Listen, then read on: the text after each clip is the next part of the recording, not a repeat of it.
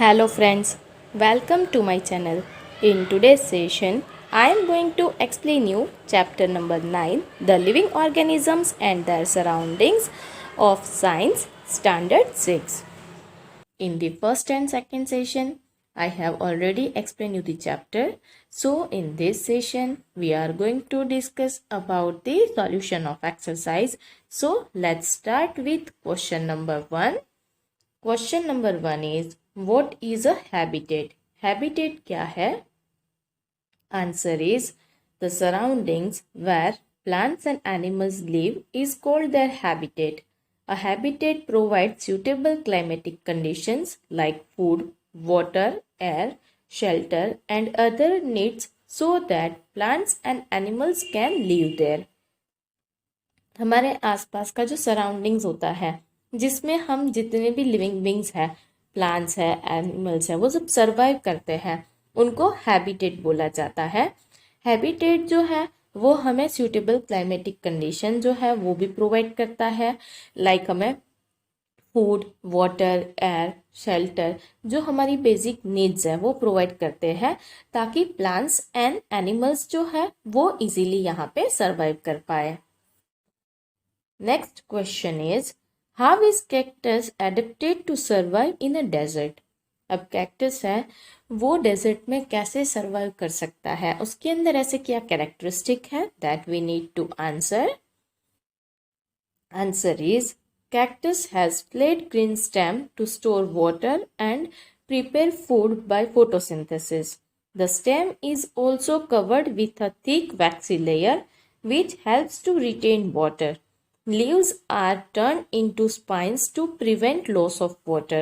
Its roots go very deep into the soil for absorbing water. अब कौन कौन से कैरेक्टरिस्टिक है? फर्स्ट है कि उनके जो स्टेम है ना वो फ्लैट ग्रीन कलर के होते हैं जिसके अंदर ये वाटर को स्टोर करते हैं और इवन फोटोसिंथेसिस की प्रोसेस जो है वो स्टेम के अंदर होती है। स्टेम जो है उसके अंदर एक थिक वैक्सी लेयर होता है जिससे ट्रांसपिरेशन कम होता है और ये वाटर को रिटेन करके रखते हैं। इवन लीव्स जो है वो स्पाइन में टर्न होते हैं ताकि जो वाटर है वो कम लूज हो एंड उसके जो रूट्स है वो काफ़ी डीप जाते हैं सॉइल के अंदर बिकॉज वाटर का जो लेवल है वो काफ़ी अंदर होता है, अंडरग्राउंड वाटर का लेवल। सो वाटर को एब्जॉर्ब करने के लिए सॉइल के अंदर रूट्स जो है वो काफ़ी डीप में जाते हैं। ये सारी कैरेक्टरिस्टिक होने की वजह से कैक्टस जो है वो डेजर्ट के अंदर सर्वाइव कर पाते हैं। Next question is fill up the blanks. First one is the presence of specific features which enable a plant or an animal to live in a particular habitat is called dash. अब specific features होते हैं जिससे कोई भी animals या तो plants उस particular habitat के अंदर सर्वाइव कर पाते हैं, उसको हम क्या बोलते हैं? It is known as adaptation. And जो एनिमल्स एंड प्लांट्स एडेप्ट कर पाते हैं सराउंडिंग्स में वही सर्वाइव कर पाते हैं।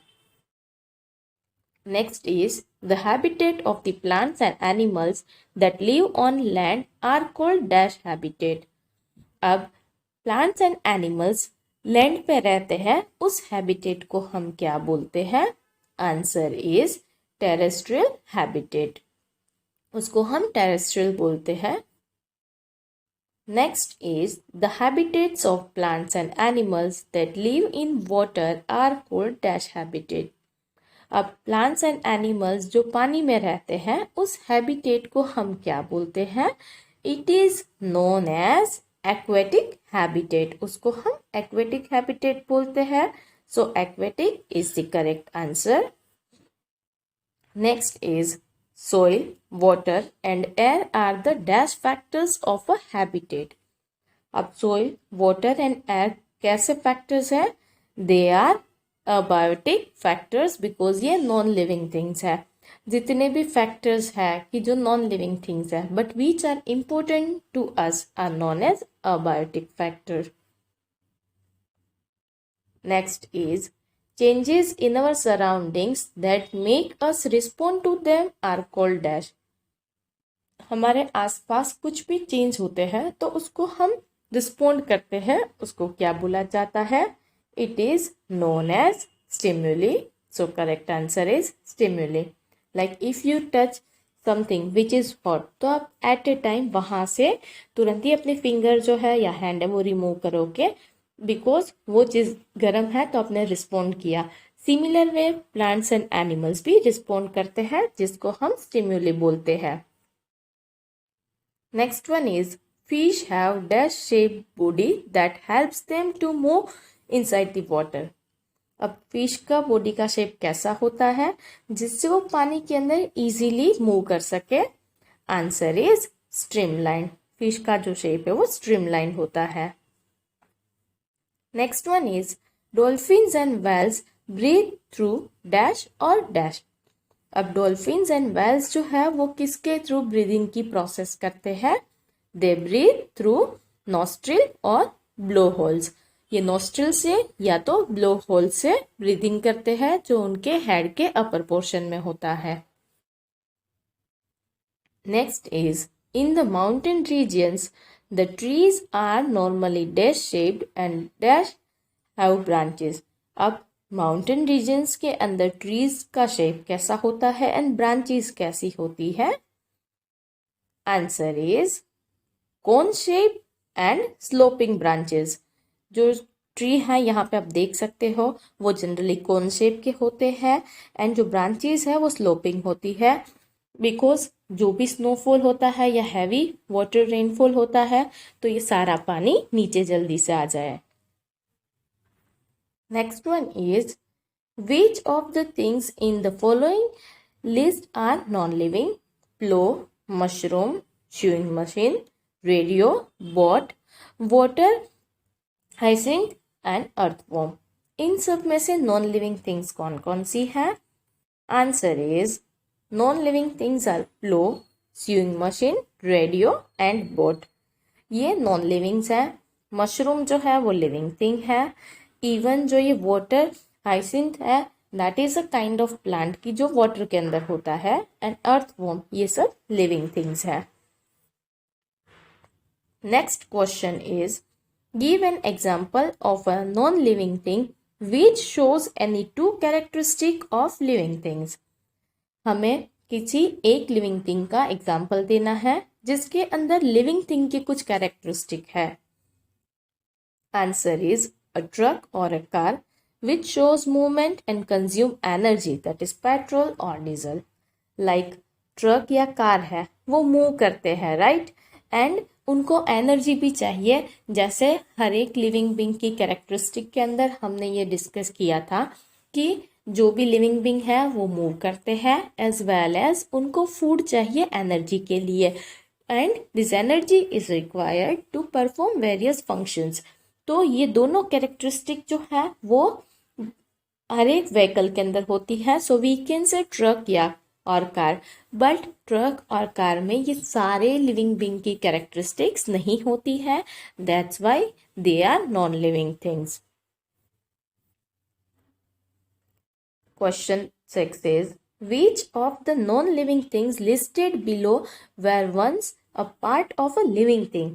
अब हमें यहाँ पे कुछ चीज़ें दी गई है, उसमें से कुछ चीज़ें ऐसी है कि जो पहले लिविंग थिंग का पार्ट था और अब ये नॉन लिविंग थिंग है. Like butter, leather, soil, wool, electric bulb, cooking oil, salt, apple, rubber. अब उनमें से कौन कौन सी चीज़ें ऐसी है जो पहले लिविंग थिंग के पार्ट से? Answer is the following are the things which were once part of living beings. First one is butter obtained from milk which is churn we get from the dairy animals. Butter जो है वो हम milk में से बनाते हैं churning की process से, राइट. और मिल्क कहाँ से मिलता है? तो जितने भी डेयरी एनिमल्स है लाइक काउ, बफेलो, इन सब के अंदर से मिल्क मिलता है. सो अल्टीमेटली बटर हमें एनिमल से मिलता है and it was a part of this living thing. Next one is leather. These we get from the skin of animals. ये animals की skin से मिलता है. Next is wool. These we get from the hair of sheep and goat. ये sheep और goat के hair से हम obtain करते हैं. Next one is cooking oil, seeds of plant that for example mustard or by grinding whole plant for example olive. Cooking oil जो है वो अल्टीमेटली हमें प्लांट से मिलता है। मस्टर्ड सीड्स है उनको हम क्या करते हैं, वो उसके सीड से ऑयल निकालते हैं, या तो ऑलिव के जो प्लांट है उसको पूरे प्लांट को ग्राइंड करके निकाला जाता है। Next one is Apple, it is a fruit from the Apple tree, तो ये भी लिविंग बीइंग का ही एक पार्ट था। Next is rubber, latex of the rubber tree, rubber जो है वो रबर ट्री से ऑब्टेन करते हैं। तो ये सारी चीज़ें जो है वो नॉन लिविंग है, बट अल्टीमेटली ये लिविंग थिंग में से ही पाई जाती है। Soil, electric bulb and salt are non-living things because soil जो है वो एक नॉन लिविंग थिंग है, इलेक्ट्रिक बल्ब और सॉल्ट ये हम किसी लिविंग बीइंग में से नहीं बनाते हैं। Next question is list the common characteristic of the living things. अब हमें लिविंग थिंग्स की कुछ कॉमन कैरेक्टरिस्टिक बतानी है। Some common characteristic of living things are, अब हमें कुछ कैरेक्टरिस्टिक दी है। First one is all organism show movement of one kind और अनदर, हर एक ऑर्गेनिज्म जो है वो मूवमेंट करते हैं, लाइक अल्टीमेटली हम चलते हैं या तो हमारे बॉडी के अदर पार्ट्स की भी मूवमेंट होते हैं। सिमिलर वे एनिमल्स में भी मूवमेंट होते हैं। They breathe and respire, they intake oxygen and release carbon dioxide, हर एक लिविंग बीइंग जो है वो ब्रीदिंग और रेस्पिरेशन की प्रोसेस करते हैं। ऑक्सीजन हम इनहेल में ऑक्सीजन लेते हैं एंड एक्सेल में कार्बन डाइऑक्साइड रिलीज करते हैं, बिकॉज फूड में से एनर्जी में कन्वर्जन के लिए ऑक्सीजन जो है वो चाहिए, एंड फूड का जब ब्रेक डाउन होता है तब कार्बन डाइऑक्साइड रिलीज होता है। Next is they consume food to stay fit and grow, हर एक लिविंग ऑर्गेनिज्म जो है वो फूड को कंज्यूम करते हैं ताकि वो फिट भी रहे और ग्रोथ भी प्रॉपर हो। Next is they grow, that is with age they become larger in size and eventually die. अब हर एक लिविंग ऑर्गेनिज्म का ना ग्रोथ होता है, अल्टीमेटली बोन से लेके धीरे धीरे ग्रो होते हैं और वन डे उनकी डेथ भी होती है। They remove waste materials from their bodies, अब बॉडी के अंदर से वेस्ट मटेरियल जो है वो भी रिमूव होते हैं, जो हम एक्सक्रेशन की प्रोसेस बोलते हैं, जैसे डंग एंड यूरिन जो है वो वेस्ट मटेरियल है जो हम बॉडी के अंदर से रिमूव करते हैं। And they produce their own kind, हर एक लिविंग बीइंग की ये कैरेक्टरिस्टिक है कि अपने जैसे ही लिविंग बीइंग जो है वो रिप्रोड्यूस करते हैं। ये सारी कैरेक्टरिस्टिक जिनमें होती है उनको हम as a living being consider करते हैं। जैसे हमने देखा कि ट्रक एंड बस में कुछ कैरेक्टरिस्टिक है, बट ये सारी कैरेक्टरिस्टिक नहीं है, that's why we consider them as non living things. Here I have explain you entire exercise. Thank you. Thank you for watching this video. If you have really liked this video, please like it and share it with your friends. If you have not subscribed my channel yet, please subscribe it by pressing the bell icon on the right hand side. Thank you.